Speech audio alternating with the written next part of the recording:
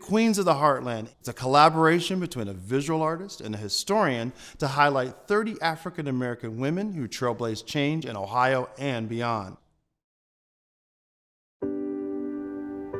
I think that it's so important that we know our history and that this history is American history. As an American historian, I really want to focus on telling more truths in our historical education. And so one of the ways that we do that is to include stories that have been either purposefully erased or simply not told. The exhibit tells the story of 30 African American women who all had ties to Ohio in some way. Some were born here, some came here. But all of these women fought for freedom, fought for abolition, access to education, temperance, the right to vote. So we're telling this story, this long history of activism by these women in Ohio. I'm Hadley Drage. I co-curated the Queens of the Heartland exhibit alongside artist Nicole Washington here at the National Afro-American Museum and Cultural Center in Wilberforce, Ohio.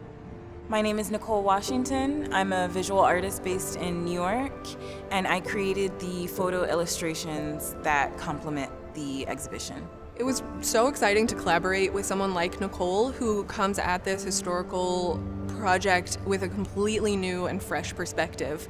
And one of the things we tried to do was to breathe life into these women. You see these black and white photographs, and what you forget is that these women lived their life in color just like we do today. And so Nicole was able to, bring that to light.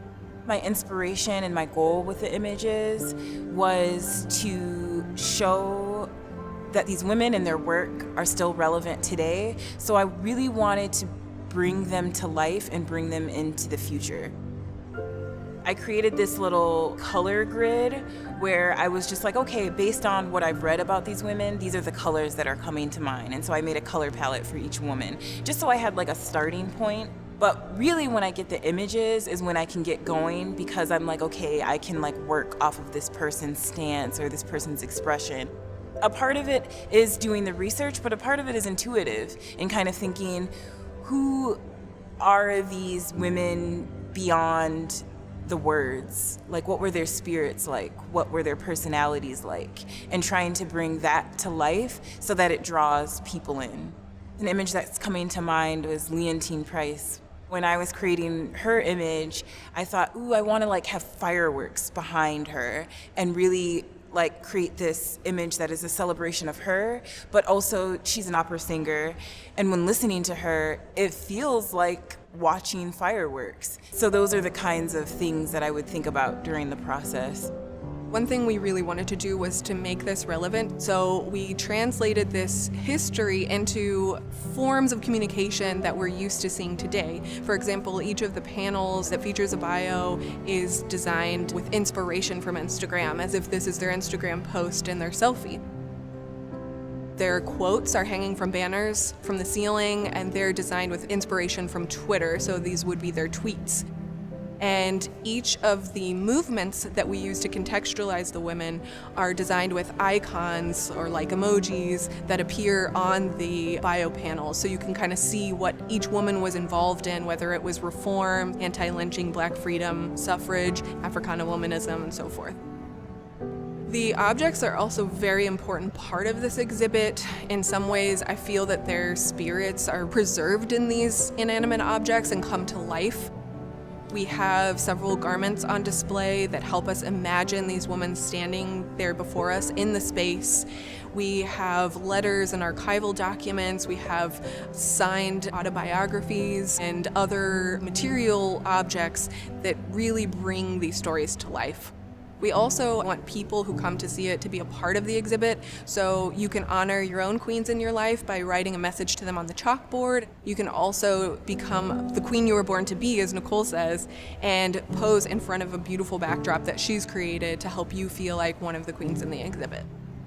There's not just one role for an African American woman activist, that activism has to permeate every single aspect of society, and you see that with these 30 women, that their voices were at the Kennedy Space Center, and they were at the pulpit and the lectern and writing books. and creating kindergarten programs, and that activism can take any role, whatever you feel most driven to do, that's where your voice should be heard. There's no one right way to do it.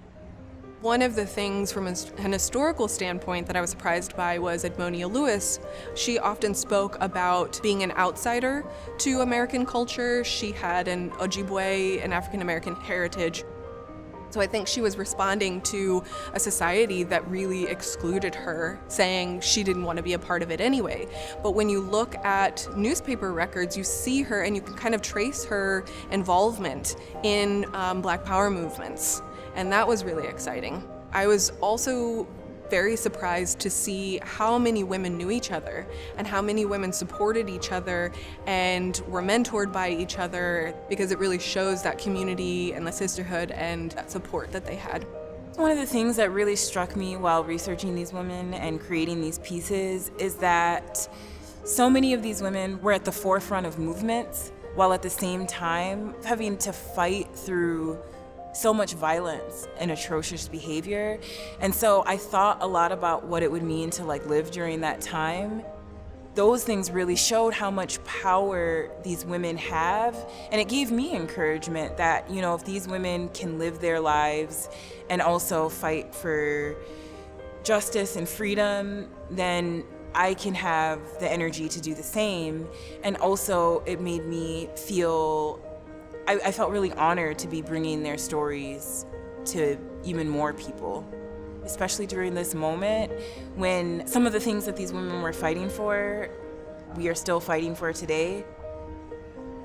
I hope that this exhibit inspires people to do their own research, to delve deeper, to see the American stories that have been ignored or repressed, and to help us tell a more honest history of America. I think that history is not about things that happened in the past. It's about who we are today and how we got to be here. And if we can understand that better, I think that we could probably come together better as a nation.